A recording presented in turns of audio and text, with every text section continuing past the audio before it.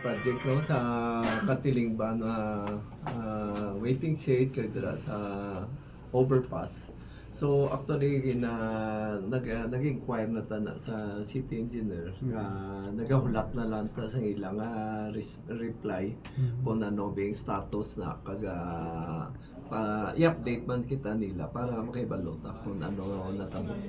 Ano mas specific sir yung pangayo mo sa city engineers? So kung ang ilang ano man ang project nila kaga ang cost sabi sa mga project kaga tanan na para may idea man ta kung paano sila ka-come up sa mga budget kaga scope of work nila kaga tanan i-explain man nila ano nga materials na gamit nila. So hindi na kita mag-launch ang investigation, bali inquiry na lang sa ila. Okay, pwede. Ma-submit na lang sila kung ano para makuha nato ng ilang aside kagi ano na lang ipasa na lang nila sa aton kung ano may diferensya da ipatawag na naman pa-meeting. Saan ang deadline mo sa ila? So actually sa last week lang po pangayo so gahulat pa ta sa ilang nga padala sa mga documents sa aton opisina.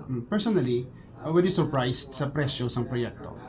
So actually hindi man ko contractor no, hindi man ko engineer, so I cannot conclude kung ang ilang presyo overpriced or what is that. Kay balo kita kadamo sa mga materials nga pwede magamit dira nga ang presyo ya mas mahal.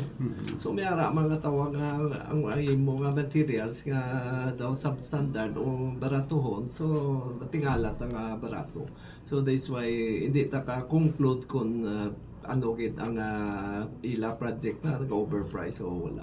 Din naton gamiton ang details sa ginapangayo tang papeles sa city engineer's office. Are you intending nga mag-file sa resolution regarding city or di mo siya gamiton? So wala na makuha lang ta na isang ilang site kay tanawon ta lang ilang kin-submit nga documents. Kung makita ta siguro nga justifiable man, so I don't think mapatawag pa ta sa investigation. So currently gapati ka nga may presumption of regularity ang project. So as I said, hindi kita kontraktor kag kadamo sa mga materials nga ginagamit naton kag ang labor force no way ta kay balo kung pilang rates ang labor nila, so we cannot conclude at this moment.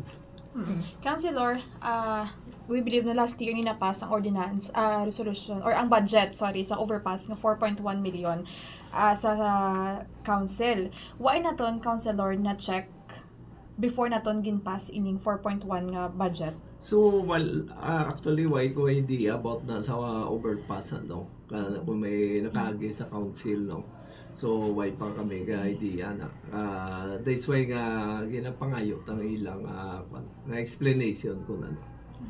Councilor, sa bayan sa waiting shed sa Katilingban Molo, do you have any idea kung ano nga budget ini nakuhaan sa fund and also possible proponent kit sang project? Na why man ta kay balo sinasang kung sa din ang source of fund nila naghalin kag kay sino na nga project no ang ilang waiting shed sa Katilingban. But you receive permits to construct sa amo na, Councilor? So kay naman naka city, so ang city engineering na nag-implement.